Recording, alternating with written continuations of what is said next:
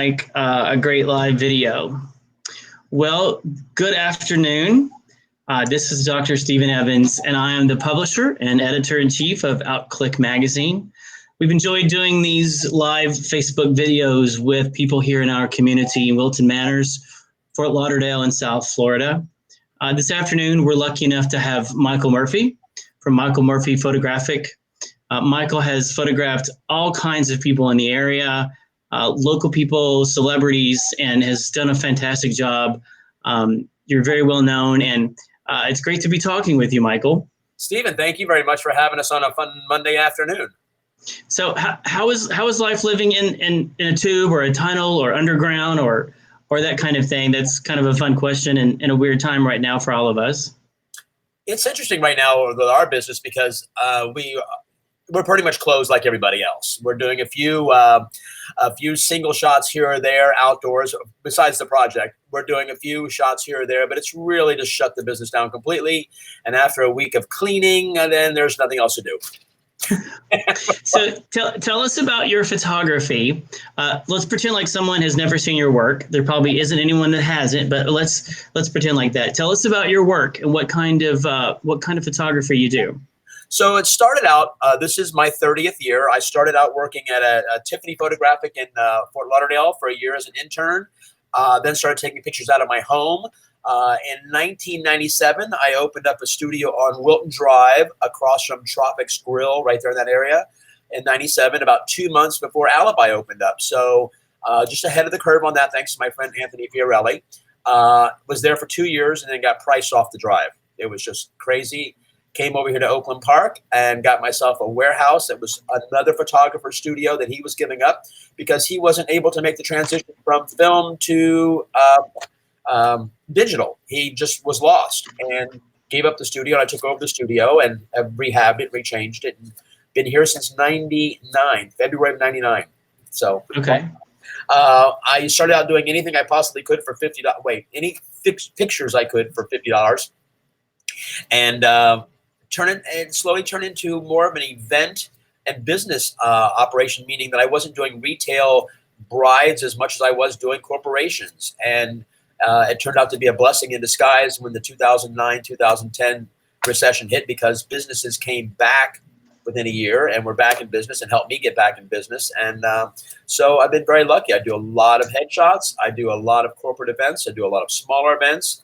And then I do, of course, weddings and things like that. You know, of people who find me and say, "Oh, wow, you do beautiful wedding work." And naked babies. And naked babies. I'm going to share this on my personal Facebook page. So I'm not ignoring you. I've got two screens at once. Oh, that's quite all right. I'm going to share this on my page. But so it sounds like you do a wide variety of things. My favorite question to ask is, how do you make people feel comfortable in front of the camera? I was with you on a distance photo shoot the other day, and you did a very good job of that. Because people get very nervous. What are some tips that you do to make people feel comfortable in front of the camera? I think the first thing is to listen a little bit and read the people, and not read like the gay people read people, but read the person as a salesperson and find out what their securities are, what their insecurities might be. Most people are not happy about me proving them they've gotten older and less hair and more chins and stuff like that. So I have to be aware of that. And what I do is I use my humor, self-deprecating humor a lot. I just enjoy what I do, and they can sense that I enjoy it and that I have their best interest at heart. It's the bedside manner, if you will, without a bed. Yeah. You were very good at engaging with the people. One of the things I noticed is that you talked to them before and got to know them. That's one of your strong points, I think. Yes, when somebody comes in my studio, I don't like giving away some marketing, but when somebody comes in my studio for a headshot, I know exactly what I'm doing. So I don't have to worry about the setup. I don't have to worry about that. What I worry about is them, and I get them comfortable, let them talk, let them get out of the headspace they're in from driving in traffic on 95 to get to me. And then we ease into the session. At that point, I'm explaining that it's not life or death. We're taking pictures, and I can make those pictures look great if they just trust me. And in enough time, they'll build that trust, and I get the picture. Once they see the picture, we do the retouching. Then they're enamored and love the situation. And so my favorite person to shoot is the person who does not want to be shot. Meaning, I hate pictures. I can't stand pictures. I don't want to do a picture. I'm here against my will. And I'm like, I don't want to be here taking your picture either, but I need the money. and they hurt people a little bit, or Yeah. not really smart ass like that. And that's usually what happens. I'm not normal in my approach with people. I'm very upfront, and I just pretty much give it to them straight on, and they like that. They appreciate that. And the comfort level, once you have that comfort level, then their trust, then you can pretty much get just whatever you want. Yeah. Yeah. And it can be very intimidating for people to be on the other side of the camera. I know when I first started doing this and staring into the camera, it's a little bit intimidating. But working with the right people, making them comfortable, it actually becomes very fun and very enjoyable. So I'm sharing I'm looking away right now because I'm sharing our video. Yeah. Share. And I'm going to share that to anybody cares here. Michael Burke, that's fine. That's fine. There you go. Okay. And is it working? Nope. Post. Here we go. There you go. How there you about go. I think we have all gotten a crash tutorial on social media, Facebook, Instagram, video production, audio production. I've certainly had a learning curve. I never thought I'd be sitting here looking like a DJ talking to people, but it's been a lot of fun. I've got several more coming up. It's a way to keep active. It is. So who are some of the ones that have stuck out in your mind that you've got to photograph that have been some of your favorites, and why? Oh my gosh, I've been so lucky. I photographed 2 former presidents. I photographed so many heads of state, and a lot of famous. Some of the funnier ones, I think, introducing Derek Jeter to Madeleine Albright was an amazing afternoon. I mean, to have 2 incredible people like that in the same room and introduce them. And here's a 90-year-old Romanian woman explaining why she should throw the first pitch out at a game if he ever needs to have a backup. So it was a lot of fun that way. Punking Jay Leno, that was a fun situation. Dealing with president's handlers, that's always a joy. Oh, you can't do this and you can't do that. And I'm like, have we met? I'm the last one to follow rules. So a lot of that has been enjoyable. Being able to find out that everybody puts their pants on one leg at a time is good, meaning the biggest corporate presidents, the biggest people that you ever want to know, want to be told what to do. They appreciate your experience. They appreciate your expertise. They appreciate your knowledge. And if you come in there with that confidence, they will do everything you want to do, and the shoot will go great. So whether it's a president or Derek Jeter or you coming in the studio next week for a new headshot, it's just making someone feel comfortable. Yeah. I wouldn't say I've been surprised at it, but my experience has been with some of the celebrities that we've gotten to shoot, some of the bigger names we've gotten to shoot. They've all been very, very nice people. Everyone has been so great to work with. There's not been any attitude or anything like that. They've all been a lot of fun to work with. They've just been as absolutely normal people as could be. Just sit down and talk and, I'm here. What do you need? Where do you want me to stand? No problem. It's really been an amazingly pleasant and just wonderful experience with all of our cover models, and all of the people have just all been really great to work with. I didn't really know what to starting this business, but all of those people have just been really wonderful to work with, and just have been really normal people and have been excited to be kind of part of those kinds of shoots. And I hope you've had that same experience. Well, 2 things about that. The hardest people to deal with are the handlers. It's never the people. The people are genuinely incredible people, and they have to have tough handlers because otherwise everyone else will take advantage of them. Everyone else will take their time. They won't respect their time or their limits or their spaces. And we have to get past the handlers. And once you get to them, the people themselves are wonderful. I photograph more attorneys than anything else. And people say, oh, I hate attorneys. And I'm like, no. They are just like 98% are great. 2% can be dingbats like any other profession, mine, yours, anything. And it's just understanding that they're the same as us. And the same with celebrities. They're the best. They like being laughed at. They like being laughed with. And if you, again, have their best interest at heart and you're making sure they look thin, their good side is showing and the hair looks good, then they're going to be respectful and give it right back to you as far as that. Right. I will admit, spending 3 hours telling Steve Grand what clothes to wear and what swimsuit to wear and how to sit and stand was quite the enjoyable afternoon when I started the magazine. He was a lot of fun. He is as good looking in life as his pictures are. And when he opened his luggage and it was everywhere, and spending the afternoon playing dress up with Steve Grand was quite the fun afternoon. and they enjoyed it, and so I had a good time that afternoon. It's each circumstance over 30 years, you can imagine they've seen some wild stuff and some fun stuff, preparation and not preparation, and people being ready and such. But they do really want to be told what to do, what to wear, how to sit, what to say, and they want that. And it goes back to, again, us knowing what we're doing as an interviewer, as an interviewer or a photographer, or the chef in a great restaurant. Your knowledge and expertise and your willingness to try new things. I love having things thrown at me and go, okay, here's your ticking time bomb, pull the pin, and good luck. I like that. You've got 5 minutes or 7 minutes. I find that a lot of the famous people we shoot, we have less time than anybody else. So you have to be ready for anything, meaning extra equipment setup, extra lights, extra whatever you may need. So that someone says, I don't want to do this. I don't want this. I want to go outside. I want to go inside. And you have to be ready for that. And your preparation, again, pays off. Experience wins. It's good to be lucky, but it's lucky to be good.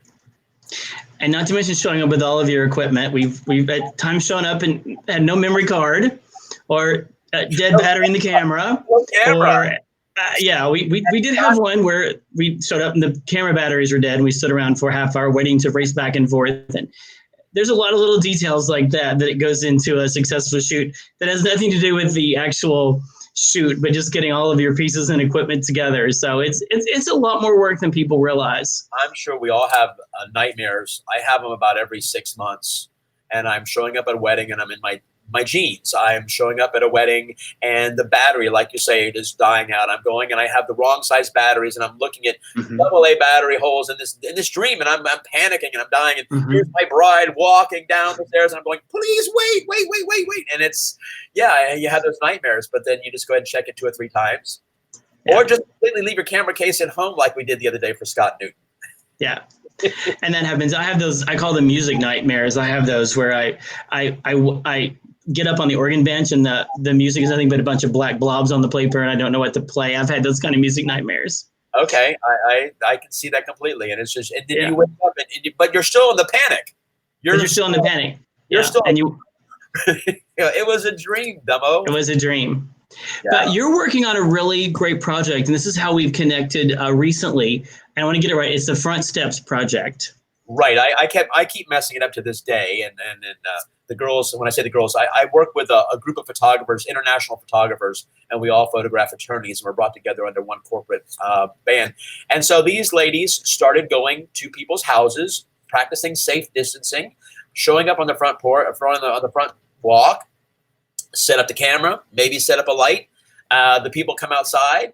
They say hi, whatever. We take some pictures. We all laugh and giggle, pack up the equipment and go. The whole situation is about 10 minutes. But what's been amazing about it is, first off, we're allowed to have a little bit of human interaction. And that's what we all need. For the subjects, it's a break during the day. They've been trying to keep everybody happy and everybody amused and so on and so forth for a while. Then I say it's just totally different as far as that. Then they get a really fun picture documenting this particular time in their history, their life, that we were sitting around for a month doing nothing, and this crazy photographer showed up on the front. We took our picture. So they've been fun. They've been a lot. There's been, guys have been working out. Wayne and Matt were working out in their front yard. I had Joe and Jeremy out in their front yard drinking margaritas or some other kind of frozen Cosmo drink. I was lucky enough, Dennis Haas from ARC asked me if I would do the group home with a lot of their gentlemen. Nice. That was a lot of fun because they came up with the best idea. They got the old style, like telephone can and string, and lined it up for their home, the guys from the house, and that was a lot of fun. We've shot a couple of their small businesses, just whoever on their front step, and come on out and say hi, take the picture, and it's a lot of fun. It's been great. Yeah. So glad you got to see one. I'm glad you got to come out and see one. Yes, I came out to see one. It was very nice. And I'm going to do one with me and my dog, Clay. Sometime we'll be out there and do one.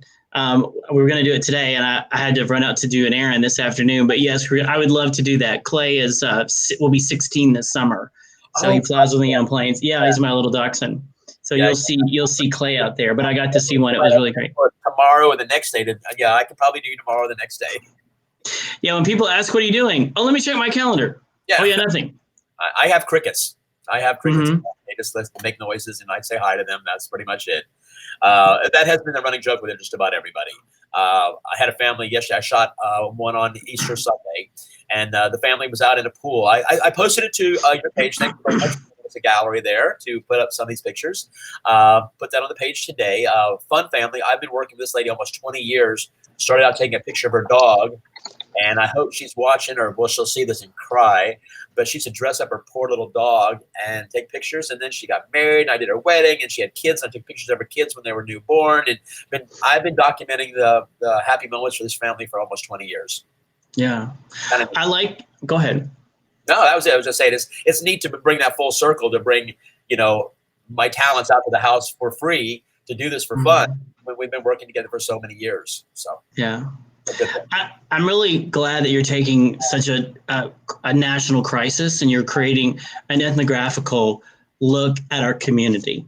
And you're taking something that people are very panicked and very scared about, and bringing some good out of it, and showing the people of our community who are still making it and will still be here after the community. I'm really glad, Michael, that you're using this opportunity to tell the story of our community in a new and fresh way, and then in this unique opportunity. I'm really proud of you for doing that and telling the story of our community and with these photographs in a way, and just building the story. I think this is such a great way and such a very creative way that you're doing this. Excuse me. I don't want to take. Oh, we're gonna die. I don't want to take credit for coming up with the idea, but I will tell you that it's been just as good for the photographers. For me, it's given me purpose again.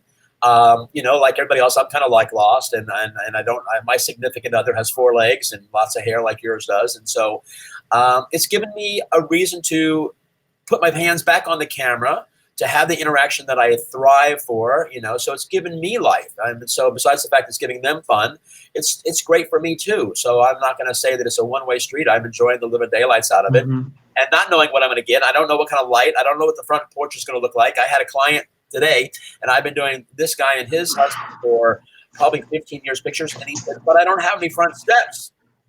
And I said, Joe, you know me well enough to know we don't need front steps. We have Photoshop. We can give you front steps, and that's exactly what we're going to do. We're going to go out there, and his picture's going to have, he's going to have 100 steps. Looks like he's sitting at the top of the Lincoln Memorial when I get done with him. There you go. I would say you could probably come up with just about anything creative that needs to be done to make it happen. It's like I say, you're learning new things. I'm having to learn new things. Video aspect. We didn't know about video per se and didn't worry about it. So now I've got to worry about my phone and get a little thing that balances the little Steadicam thing you have. I have one of those, but I've never used it. So we're going to charge that up and learn it. So we're taking the time to learn a little bit and do things a little bit differently. Good for you. It's a survival technique. You to make it through this, it's going to take something. It's all about adapting and learning and adapting your business and your business model. I think you've definitely got the tools and the skills to do that and to make it successful. Yeah. So what words of encouragement, I'm asking everyone this, what words of encouragement would you give our viewers at whatever stage in the game they might be at right now? I'm going to go real personal on this. I wasn't. You'll be surprised the number of people that will come out of the woodwork and support you. But to get that support, you need to support others. And it's a way Brad Casey used to say, to have a friend, you've got to be a friend. If you want love, go give love. Love will come back. Support the same exact way. And this is nothing more than that. I felt very lonely and very trapped and just flustered. I don't have the savings like a lot of people do, them damn artists. And so I decided to do something where I would support others. And it's how I got involved with Pride last year, and to do the fashion show and help the Pride Committee put on Pride of the Americas, which of course has been postponed. But if you want support, go support somebody else. Go out there and give to somebody else, and it will come back to you automatically. The phone rings. It's amazing. People out of your past will call you and say, hey, you had an impact on my life. I want to say thank you. And it just comes back at you. So the biggest thing is get out there and give of yourself, be of service. That's it. Care about somebody else and don't care about you. Yeah. I'm emphasizing to everyone that the connections we make and have made during this time are so vitally important. Our social services, our arts, our entertainment, our clubs, our hotels, All of that need to connect even more so. This has been a very strong LGBTQA travel destination here in South Florida, and our resources, all of it, from everything from photography all the way to the hotels and the cruise industry, all need to connect with each other in a more meaningful way than they ever have before. I believe this will still be one of the greatest gay travel destinations, but it's even more so that we need to make those connections and help each other and strengthen each other, just as you said, to maintain what it is here. We're very lucky to live where we live, and this is just such a wonderful community. I drove around today, but it's even more so for us to continue to connect. You are 100% in that respect. I have reached out to some of my clients that you take people for granted. You think they're there, and you just automatically. And so I reached out and said, "Thank you. I want to help you rebuild." I have reached out to my big properties, and big hotels are a source of revenue for me, and the fact that they refer conventions and clients. And I just want to sell them things. And then I'm going to do things to help them get back in business, to get them back on the road, because then the sooner they get back on the road, they can help me. So whether it's the Riverside Hotel, the Diplomat, the Westin on Fort Lauderdale Beach, the Pier 66 that they're building now, supporting these people so they can get back to having the waiters and waitresses and all the service people, them back working, and have all of this, it all come back. So ready for that. It will. They didn't take away our people. They're going to come back and see us, They will. People are ready to get back to work. They're ready to get back to the beach, and they're ready for a solution. We're just waiting on the solution, and it will be here. And I believe that the solution will come back. Yesterday was Easter Sunday, and I was not in church. It was weird not to be there. Right. And it helped me to realize I need to be even more appreciative of being able to congregate, being able to go, being able to participate in those real-time kind of situations. I've taken a step back to be more thankful about those kinds of things. I'm just hoping this lasts longer than the bounce back from 9/11. We all came together, and we're all very patriotic, and we all had flags sticking out of every orifice. And then 2 months later, we're back to try to kill people on I-95 the way they were driving. So I'm hoping this is a wake-up call a little bit longer. The way we do business, the way we deal with people, the fact that we don't have to be on top of somebody to be in touch with them and to care about them and that kind of stuff. So I'm hoping that lasts a little bit longer. That's the big takeaway from this one. Are we going to go back to being, with politics, it's divided is very difficult, and it's still going to be difficult for a while, and we have to focus on the far away and not right here. Yeah. Well, the theme of this is we're in this together. And hopefully after all of this, we will still be in this together and be a more united nation, a more united world, even more so. I hope you're right, Steve. From your mouth to God's ear. That's I hope so. Yiddish, that's the old Jewish saying. From your mouth to God's ear. I hope so. Well, I really appreciate your time, Michael, and sharing your project with us. Michael's photos are available on our Facebook page, and that's facebook.com/outclick, OUTCLIQUE. Michael's been kind enough to share them on our album, so check them out. But Michael, let us know where else to find you online and your social media. Okay. Social media first. We all love that. Instagram, IG, of course, is M Murphy Photo. The letter M, Murphy Photo, all one word. My business Facebook page is the same, M Murphy Photo. I don't use Twitter that much. Let's complain somewhere, and that gets everything done. The project itself is the hashtag Front Steps Project. You can Google that. You can search it on Instagram and find photographers all over, not even this area. So, I'm here in the Fort Lauderdale area, but if somebody in Miami might be doing it, somebody in Palm Beach, somebody in North Florida. So Google that, the hashtag Front Steps Project. I want to put a porch in there, Stephen. I want to put a porch in there. I want to put the porch in there too, yeah. We have porches. We don't have patio. We have it in the chat so people can see that. Good. So it's right there. And then, of course, you can always get a hold of me if you want to be a part of this project or want to hire me to do an actual job. We'll do that too. Michael at michaelmurphy.com. The website, michaelmurphy.com. Email Michael. That number again, folks. Dial now. Operators. Michael at michaelmurphy.com. Yeah. Michael, you're always so funny. Well, is there anything else we didn't touch on you'd like to touch on before we sign off? Other than the fact that I'm just grateful for my friends and people who have reached out, people that have cared about me and my business, and I appreciate that very much. And before I start crying, I'm going to leave it at that. Thank you. Well, thank you for what you're doing. You can reach us too. You can text OCQ to 22828 for more information for us. And then you have, and we've put Michael's email address in the chat log. So again, Michael, thank you. We look forward to more photographs and you capturing the spirit of our community during this time. Yeah, so everyone, stay safe. Let us know. Thank you. Thank you. Bye, Stephen. Bye-bye.